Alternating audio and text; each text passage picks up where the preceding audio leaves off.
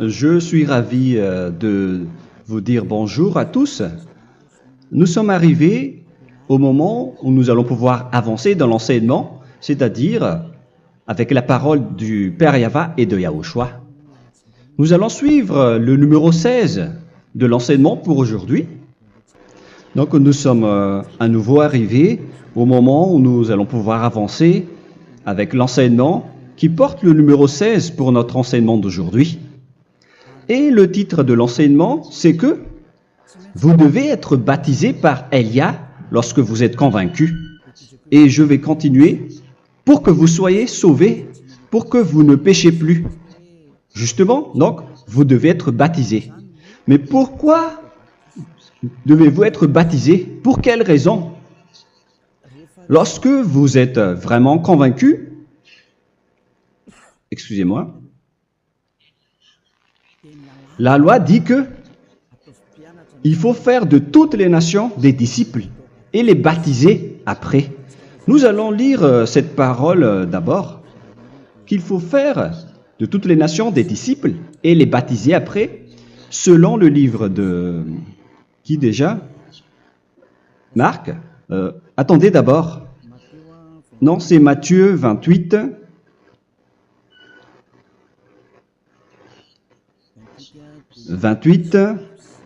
Versets 19 et 20.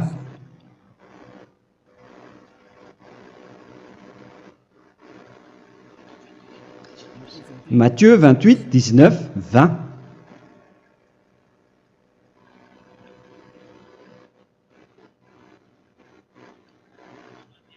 Allez, faites de toutes les nations des disciples. Ici donc, il faut faire toutes les nations des disciples.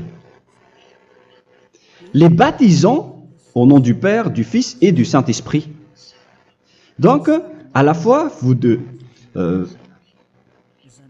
il faut les enseigner à observer tout ce que je vous ai prescrit. Donc, en enseignant une personne, c'est comme ce que Elia fait en ce moment.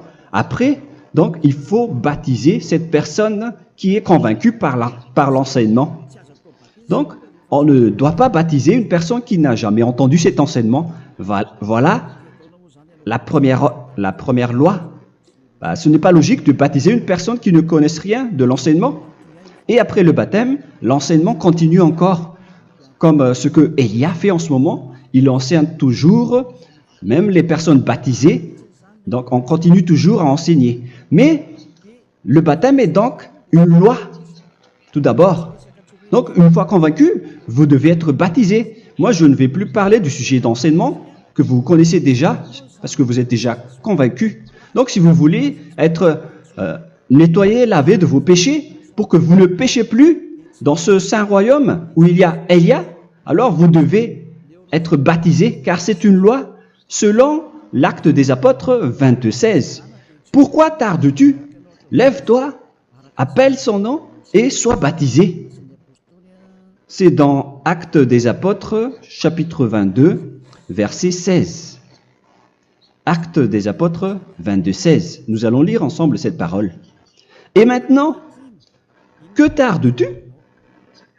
Lève-toi, sois baptisé et lavé de tes péchés en invoquant le nom de Dieu.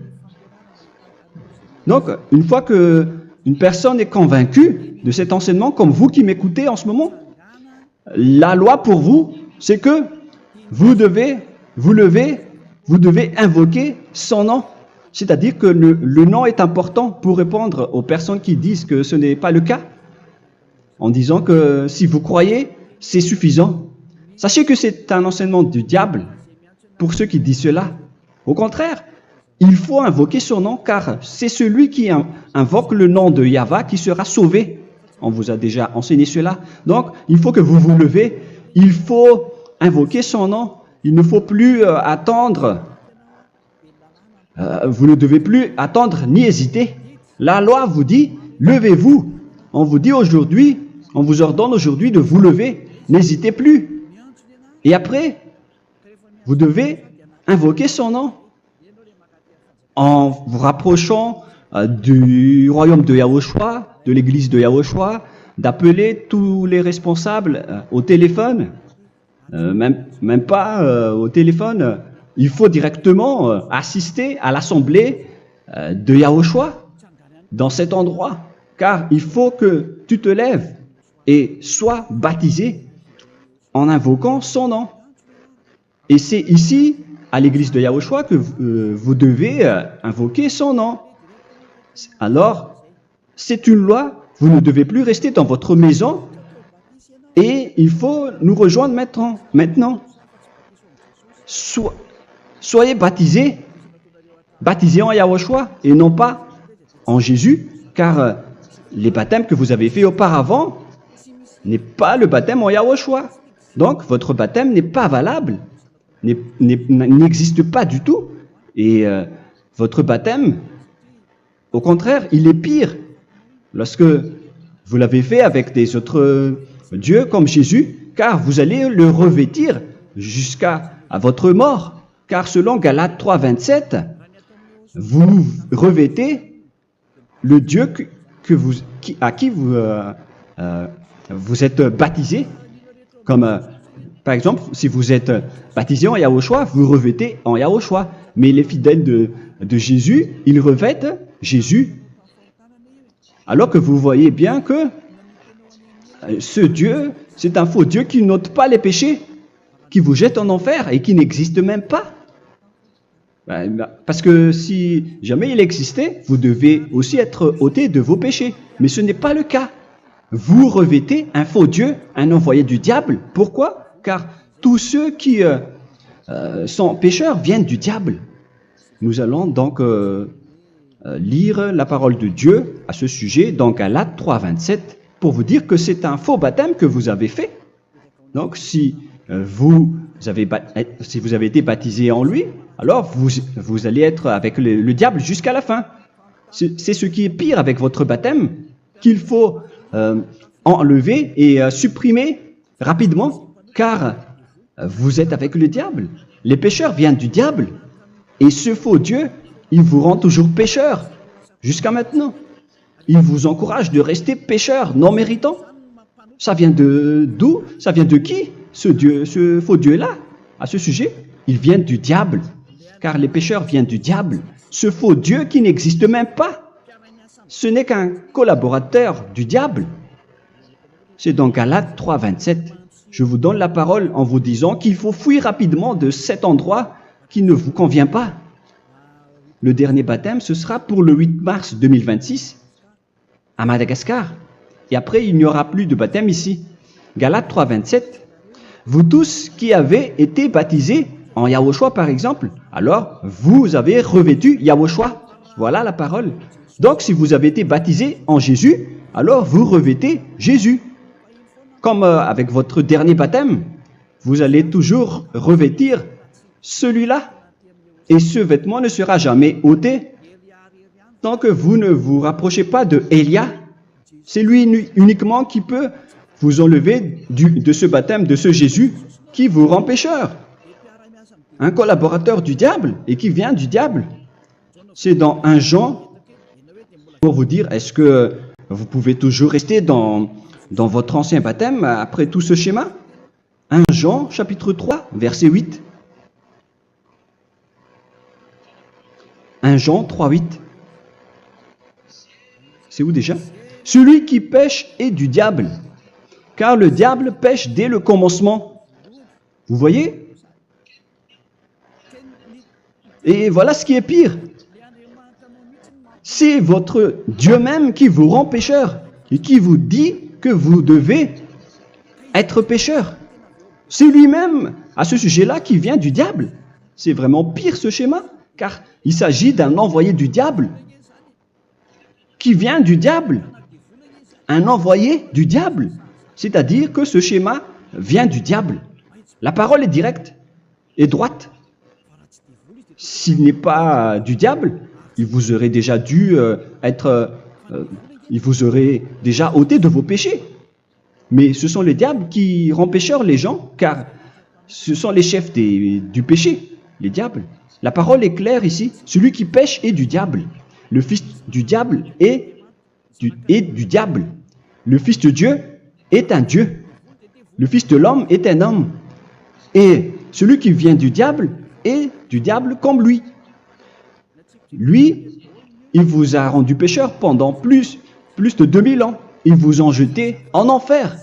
C'est pourquoi on vous dit de quitter cet endroit et ce Jésus qui sera toujours collé à vous, à votre corps, qui est enterré dans votre peau.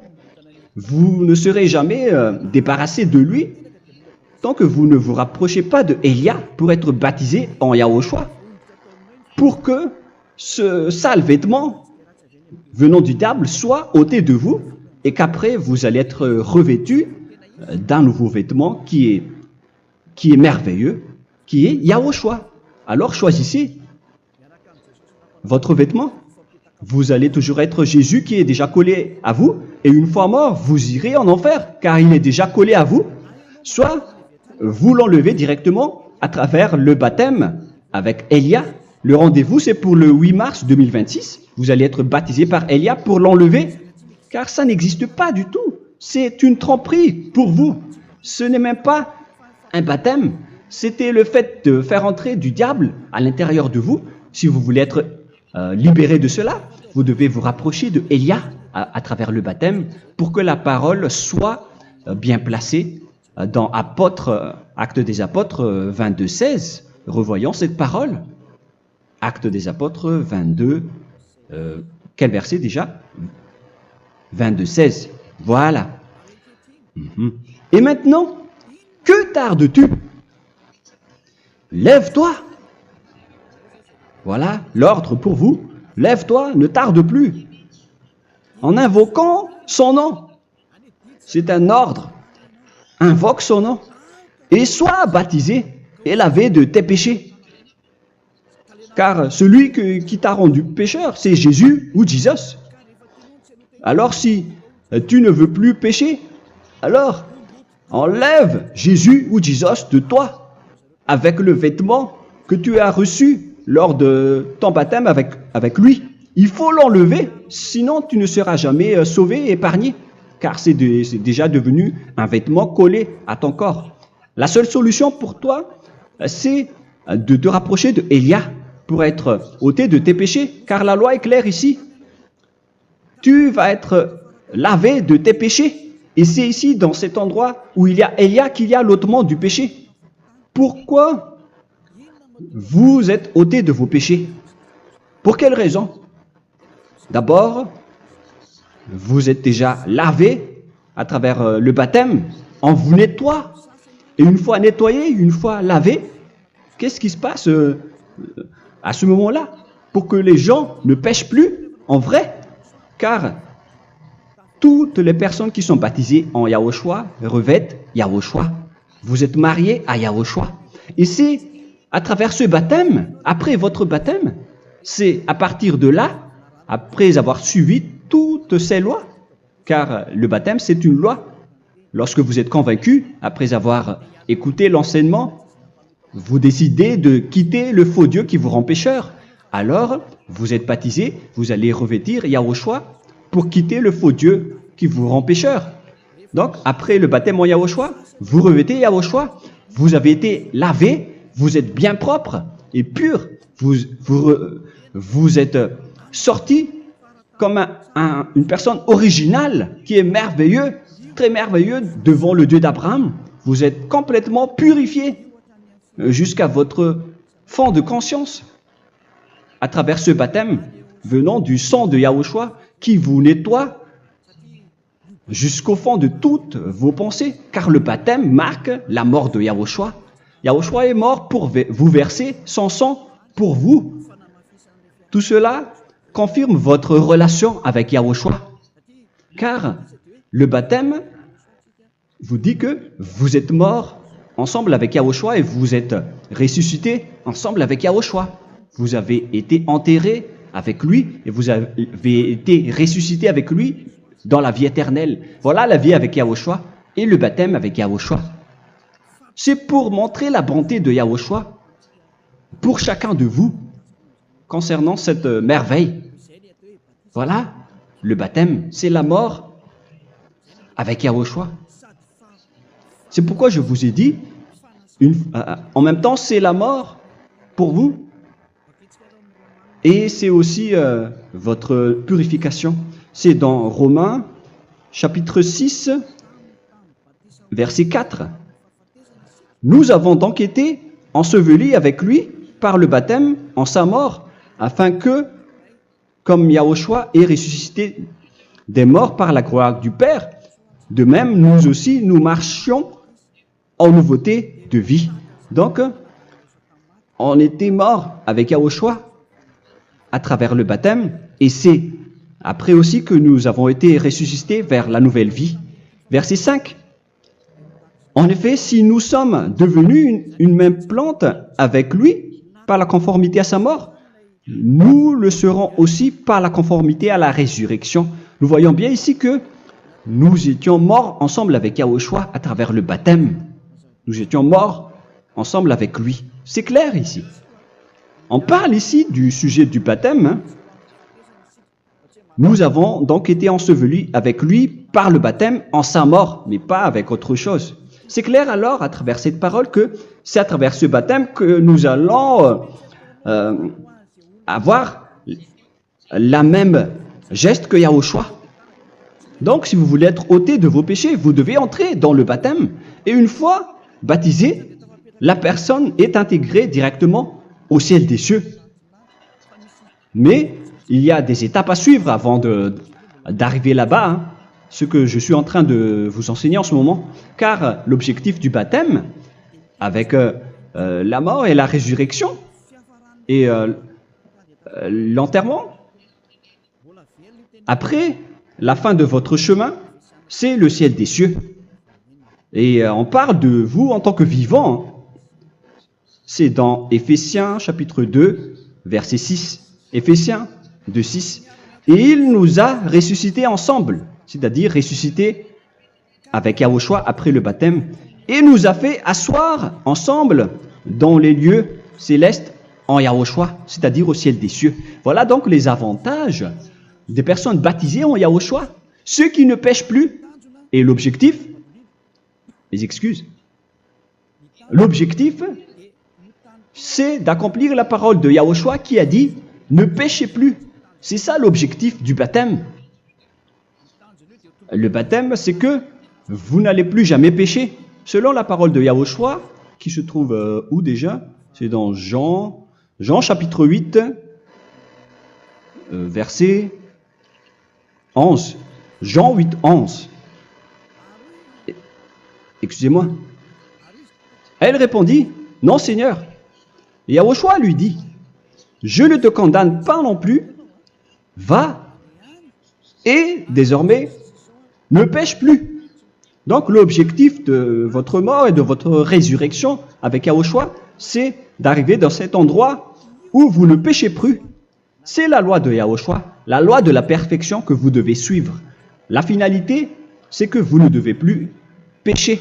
C'est une loi incontestable, car c'est la justice en Yahushua. Il ne faut plus jamais pécher. Et c'est vraiment la vérité. Et il a même confirmé cette parole 2 fois, à 2 reprises, selon aussi Jean 5, 14, que nous allons lire également. Il a répété cette parole 2 fois. Depuis, Yahushua le trouva dans le temple et lui dit, « Voici, tu as été guéri. Ne pêche plus. » Excusez-moi. Ne pêche plus, de peur qu'il ne t'arrive quelque chose de pire. Donc il ne faut plus rappeler vos péchés, sinon le pire va vous arriver. Et vous voyez, vous, les personnes pécheurs qui m'écoutez en ce moment, où est votre finalité? Est-ce que c'est bien? Réfléchissez. Les personnes parfaites, ce sont les personnes qui ne pêchent plus. Contrairement à vous qui dites que vous êtes toujours des pécheurs qui ne méritent pas le ciel des cieux. Vous l'avez dit par vous-même. Mais maintenant, Élia vous appelle. Vous allez mériter le ciel des cieux si vous vous repentez et si vous acceptez le baptême en Yahushua. Pourquoi? Pour quelle raison? Car vous n'allez plus jamais pécher. Par quel moyen? C'est par le programme du Père Yahva. Car une fois que la personne est baptisée, la personne boit le Saint-Esprit. Il y a donc un esprit qui va être approuvé, qui va être bu, comme une source illimitée dans son ventre, selon la Sainte Écriture. C'est dans Jean chapitre 7, si je ne me trompe pas. Où se trouve ce verset, les enfants? Si vous le trouvez, la parole qui parle de la source qui est illimitée, c'est dans Jean 7, 37 que nous allons lire ensemble. Le dernier jour, le grand jour de la fête, Yahushua, se tenant debout, s'écria, « Si quelqu'un a soif, qu'il vienne à moi et qu'il boive. » Verset 28. « Celui qui croit en moi, des fleuves d'eau vive couleront de son sein, selon, comme dit l'Écriture. » Il y aura donc de l'eau vive qui couleront dans son ventre. Verset 39. Il dit cela de l'Esprit qui devait recevoir ceux qui croyaient en lui, car l'Esprit n'était pas encore, parce que Yahushua n'avait pas encore été glorifié. On reçoit donc un Esprit venant de Yahushua pour ceux qui le croient et qui sont baptisés. Et on le reçoit vraiment lors du baptême. C'est dans le livre de 1 Corinthiens que nous allons lire, dans le chapitre 12. Quel verset déjà? On doit chercher un peu. 12 et 13. 1 Corinthiens, chapitre 12, versets 12 et 13. Car comme le corps est un et a plusieurs membres, et comme tous les membres du corps, malgré le nombre, ne forment qu'un seul corps, ainsi en est-il Yahushua. Nous avons tous en effet été baptisés dans un seul esprit, pour former un seul corps, soit juif, soit grec, soit esclave, soit libre. Et nous avons tous été abreuvés d'un seul esprit. C'est dans le baptême, donc, qu'on reçoit l'esprit unique, un seul esprit. Donc, si vous êtes baptisé en Yahushua, vous abreuvez l'esprit venant de Elia, venant de Yahushua. Vous abreuvez un seul esprit venant de moi, un esprit non pécheur et qui vous rend non pécheur. Donc, tout le monde boit un seul esprit selon la Sainte Écriture. Nous avons tous en effet été baptisés dans un seul esprit. Vous recevez donc ce seul esprit à travers le baptême. Et qu'est-ce qui se passe après? Le Saint-Esprit va vous guider désormais. Vous le recevez lors du baptême et celui qui va vous guider pour que vous ne péchez plus. C'est dans Jean, quel chapitre déjà? Je ne me souviens plus. C'est dans le chapitre 14, peut-être 14, 23.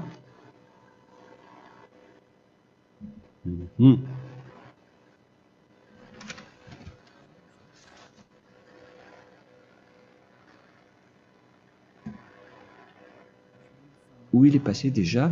La parole qui parle de l'esprit qui nous guide. Mais je ne me souviens plus lorsqu'on en a besoin. Où est cette parole, les enfants? Où se trouve cette parole?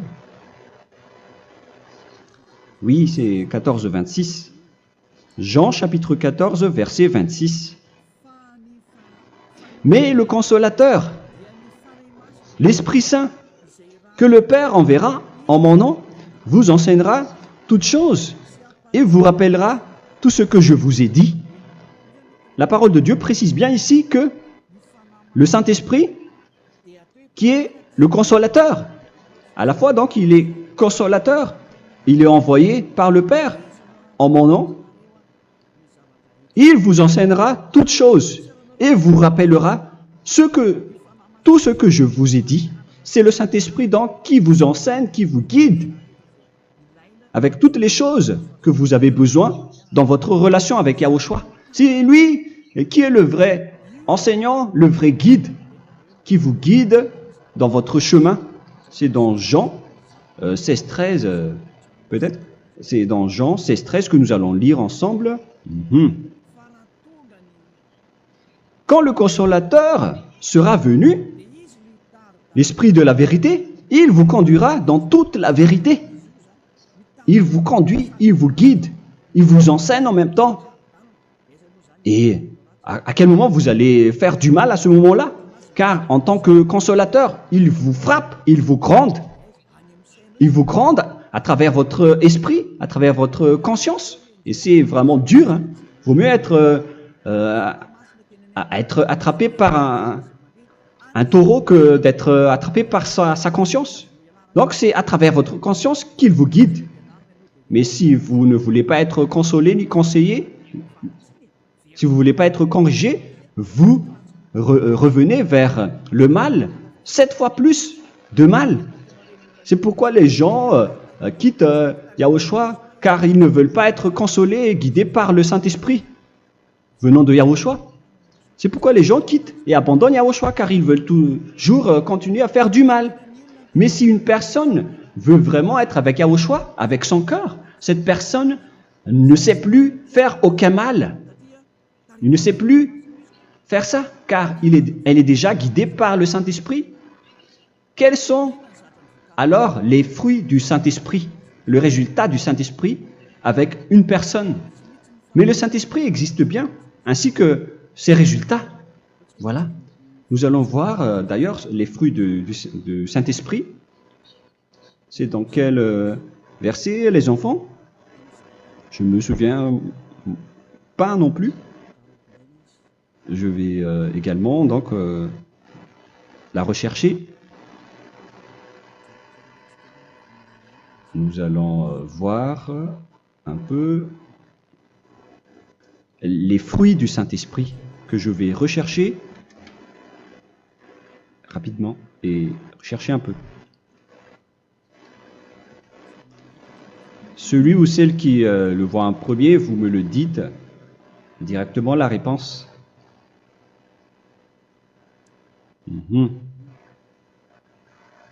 Comment? Galates 5. Galates 5. Nous allons lire à partir du verset 19 et 20. Non, on va commencer à partir du verset 22. Galates 5, 22.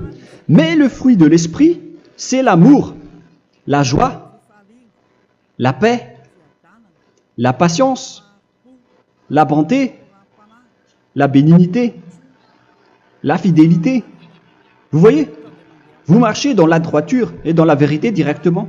La douceur, la tempérance, la loi n'est pas contre ces choses. Vous voyez? Les gens ne vont plus dans le mauvais sens. Mais les gens qui n'ont pas le Saint-Esprit, voilà ce qu'ils font. Dans le verset 19 et 20. Or, les œuvres de la chair sont manifestes avec les personnes qui n'ont pas le Saint-Esprit, qui sont guidées par la chair. Ce sont l'impudicité, l'impureté, la dissolution, l'idolâtrie. Vous avez tous fait cela.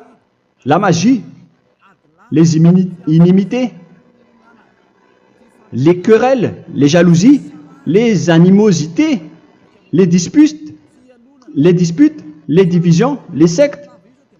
Verset 21, l'envie, l'ivrognerie, vous qui êtes ivrognes, qui fréquentez les boîtes de nuit, qui dites toutes sortes de gros mots, les excès de table. Et cette parole vous convient, vous concerne même, vous qui m'écoutez en ce moment.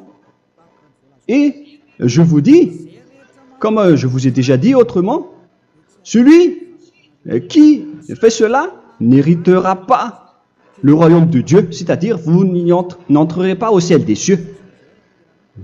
C'est valable pour vous les pécheurs. Vous pouvez vous mesurer par vous-même, vous qui êtes avec Jésus ou Allah. La parole est claire pour vous, vous n'irez jamais au ciel des cieux. La question qui se pose, où est alors votre espoir, vous qui allez prier, car la parole de Dieu vous lit déjà votre finalité. C'est la parole du Dieu d'Abraham qui a engendré Yahushua, son fils. Voilà la loi qu'il a dit aux apôtres. Les malfaiteurs n'iront jamais au ciel des cieux. Mais pourquoi vous allez encore rester là-dedans? Pourquoi ne pas rejoindre Élia pour être purifié et lavé? Rapprochez-vous d'Élia pour que votre esprit soit sauvé. Le dernier baptême aura lieu pour le 8 mars 2026. N'attendez pas ce dernier jour. Dès maintenant, inscrivez-vous votre nom dans le baptême si vous ne voulez pas être jeté en enfer. Mais si vous voulez être jeté en enfer, alors tant pis pour vous. Alors que vous avez peur de mourir, et vous allez chez le médecin lorsque vous êtes malade, vous avez peur du feu de charbon, alors que ce n'est qu'un petit feu de charbon. Là, on parle de l'enfer. Hein. Alors, il faut bien réfléchir et soyez bien conscients. Voilà donc le sujet du Saint-Esprit. Maintenant, nous allons lire le livre des Éphésiens. Éphésiens, chapitre 4.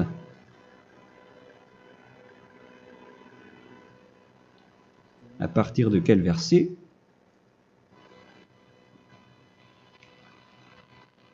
Allons-y. Je dois relire un peu car il y a plusieurs paroles ici. Moi, je vais vous sortir la parole qui dit que les personnes en Yahushua ne font plus aucun mal. Ah, où il est passé déjà? Ah, je l'ai perdu. Attendez d'abord. Donc, Éphésiens.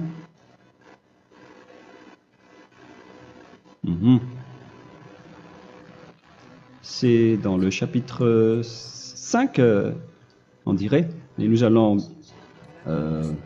voir tranquillement. Mais nous allons voir dans Galates 5,16 d'abord. Je dis donc, marchez selon l'esprit, et vous n'accomplirez plus les désirs de la chair. C'est-à-dire donc que vous devez être baptisé, car sans le baptême, vous n'aurez jamais le Saint-Esprit. Verset 17. Car la chair a des désirs contraires à ceux de l'esprit, et l'esprit en a des contraires à ceux de la chair. Ils sont opposés entre eux, afin que vous ne fassiez point ce que vous voudriez. L'esprit et la chair s'opposent toujours. Alors il faut suivre l'esprit maintenant pour aller au ciel des cieux. Et voilà donc la suite de la parole. Éphésiens 4:21. Si du moins vous l'avez entendu, et si vous, conformément à la vérité qui en est en Yahushua, c'est en lui que vous avez été instruits à vous dépouiller, eu égard à votre passé, du vieil homme qui se corrompt par les convoitises trompeuses, à être renouvelé dans l'esprit. Donc l'esprit travaille et va dans votre conscience et dans votre intelligence, et à revêtir l'homme nouveau créé selon Dieu dans une justice et une sainteté qui produit la vérité. Le Saint-Esprit donc vous rend droit pour que vous ne soyez pas dans le mauvais chemin, et il vous guide dans la justice et dans la vérité. Voilà directement pour les personnes en Yahushua. Et c'est quoi la suite? C'est pourquoi renoncer au mensonge. Il ne faut plus mentir. Même dans les 10 commandements, ils ont dit ne mentez pas. Mais c'est juste une parole. Mais les gens, lorsque ils sont pressés, ils font des mensonges. Mais pour les gens en Yahushua, ils renoncent directement au mensonge. Et que chacun de vous parle selon la vérité à son prochain. Car nous sommes membres les uns des autres. Si vous vous mettez en colère, ne péchez point. Que le soleil ne se couche pas sur votre colère. Voilà toutes les lois de Yahushua qui sont guidées et qui sont ordonnées par le Saint-Esprit.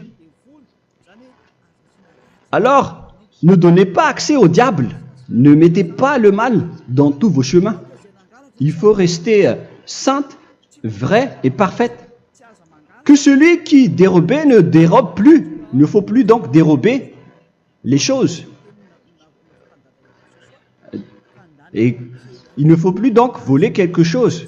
Mais quelle est la parole du Père Yahweh et de Yahushua? Mais plutôt qu'il travaille en faisant de ses mains ce qui est bien pour avoir de quoi donner à celui qui est dans le besoin. Qu'il ne sorte de votre bouche aucune parole mauvaise, mais s'il y a lieu, quelques bonnes paroles qui servent à l'édification et communiquent une grâce à ceux qui l'étendent. N'attristez pas le Saint-Esprit de Dieu par laquelle vous devez être scellés pour le jour de la rédemption. Il faut toujours laisser le Saint-Esprit vous guider. Ne l'attristez pas, sinon vous n'allez pas avoir la selle. À la fin des temps, à l'époque de Gog, on va vous donner le Saint-Esprit pour que vous soyez scellés. Donc c'est maintenant que vous devez déjà rendre content Yahushua. Ne laissez pas de mauvaises traces dans votre chemin et ramenez l'amour de Yahushua vers chacun de vous pour que vous soyez pour que vous seriez scellés pour avoir le Saint-Esprit que vous avez vraiment besoin pour le dernier combat dans les fins des temps. Que toute amertume et toute animosité, toute colère, toute clameur, toute calomnie, il ne faut pas retenir et garder la colère, toute calmeur, toute calomnie et toute espèce de méchanceté, tout ce qui est rancune, ni rancœur. Il faut arrêter tout cela. Mais c'est différent de gronder une personne. On parle ici des personnes qui est en colère sans raison. Mais lorsque vous grondez, vous n'allez pas dire à votre enfant « Mon enfant, ne faites pas ceci, ne faites pas cela. » Au contraire, si vous faites cela, votre enfant va danser devant vous. Donc, voilà ce que je veux vous dire. Il faut que vous enlevez toute calomnie et toute espèce de méchanceté. Voilà donc les lois de Yahushua qui sont sorties à travers le Saint-Esprit. Moi, je vous donne des échantillons, mais ce n'est pas au complet. Hein. La loi de Yahushua sont illimitées à travers le Saint-Esprit en fonction des circonstances et de la situation pour que vous n'attristez pas le Père Yahva et le Yahushua. Que toute amertume, verset 32, soyez donc bons les uns envers les autres, Éphésiens 4, 32, compatissant, vous pardonnant réciproquement. Donc, il faut que vous pardonnez votre ami si jamais il y a eu un petit problème. Laissez ça de côté. Il faut que vous vous pardonnez, mais il ne faut pas que vous allez recommettre des péchés après. Hein. En Yahushua, lorsque vous vous pardonnez, après il n'y a aucune rancune, comme lorsque Yahushua vous a pardonné. Mais ce n'est pas que vous allez encore revenir dans le péché. Non, non, non. C'est dans Hébreux 10, 26 qui parle des péchés volontaires. Hébreux.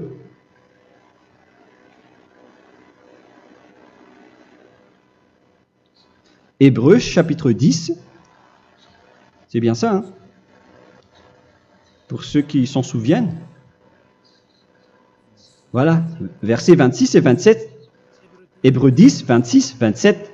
Car si nous péchons volontairement, après avoir reçu la connaissance de la vérité, c'est-à-dire une personne baptisée en Yahushua, qui a été sanctifiée, rendue sainte, il ne reste plus de sacrifice pour les péchés, mais une attente terrible du jugement et l'ardeur du feu qui dévorera les rebelles. Donc, vous qui parlez que vous devez toujours commettre des péchés, voilà ce qui vous attend, parce que vous péchez volontairement. Donc, si vous péchez volontairement, alors une attente terrible du jugement et l'ardeur d'un feu va vous dévorer. Vous allez affronter la colère et le jugement avec une ardeur de colère d'un feu qui va vous dévorer. En tant que rebelle, on va vous détruire vous les ennemis, vous qui péchez volontairement. Est-ce que vous n'êtes pas encore conscient après cette parole? Vaut mieux être baptisé en Yahushua avec Elia, et après vous n'allez plus jamais pécher. Alors à vous de réfléchir, car on vous a trompé auparavant jusqu'à maintenant. On va revenir à la parole de tout à l'heure. Donc que chacun pardonne son ami et pardonnez-vous comme ce que Yahushua vous a pardonné. Voilà donc les personnes en Yahushua ne pêchent plus. Nous allons donc continuer avec le verset 5. Éphésiens chapitre 5 plutôt. Je vais encore continuer car j'ai besoin que vous l'écoutez. Éphésiens chapitre 5 verset 1. Devenez donc les imitateurs de Dieu comme des enfants bien-aimés et marchez dans la charité. Le fruit de l'esprit, c'est de l'amour, on vient de lire, à l'exemple de Yahushua, qui nous a aimés et qui s'est livré lui-même à Dieu pour nous comme une offrande et un sacrifice de bonne odeur. Verset 3. Regardez ces lois. Que l'impudicité, qu'aucune espèce d'impureté et que la cubicité ne soit même pas nommée parmi vous, ainsi qu'il convient à des saints. C'est bien clair alors ici qu'il ne faut pas faire l'impudicité ou parler de tout ce qui est adultère, impudicité, qu'aucune espèce d'impureté, tout ce qui est impur, l'abomination, la profanation et tout ce qui parle autour de ce sujet, n'en parlez jamais. Et que la cupidité ne soit pas nommée parmi vous, ainsi qu'il convient à des saints, y compris l'impudicité, l'abomination. Même juste en parler, ce n'est pas autorisé. Vous voyez que c'est vraiment différent. Lorsqu'on est en Yahushua, la cupidité, c'est-à-dire parler dans le dos des autres, qu'on n'entende ni parole de déshonnêteté, ni des propos insensés, ni des plaisanteries, choses qui sont contraires à la bienséance, qu'on entende plutôt des actions de grâce, car sachez qu'aucune impudique ou impure ou cupide, c'est-à-dire idolâtre, n'a d'héritage dans le royaume de Yahushua et de Dieu. C'est-à-dire, il ne faut pas s'allier avec les malfaiteurs.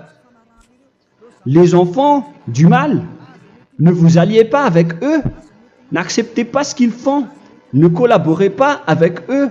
Ne cachez pas le mal qu'ils font. Car sinon, directement, votre sainteté va être détruite. La parole est claire. Ne vous alliez pas avec ces derniers, car vous allez être le fils du mal, qui n'est pas dans la vérité. Verset 8. Autrefois, vous étiez ténèbres, et maintenant, vous êtes lumière dans Yahushua. Marchez comme des enfants de lumière, car le fruit de la lumière consiste en toutes sortes de bonté, de justice et de vérité. Voilà, lorsqu'on est avec le Saint-Esprit, on est toujours dans la lumière, dans la bonté et dans la justice. Il faut que vous pensiez à la volonté de Yahushua, à ce qui est agréable à Yahushua. Verset 11. Et ne prenez point part aux œuvres infructueuses des ténèbres, mais plutôt condamnez-les. Ne faites pas l'alliance avec le diable. Ne faites pas l'amitié du diable. Ne faites pas des complots ou des compromis avec le mal pour les cacher. Alors, il faut plutôt les condamner,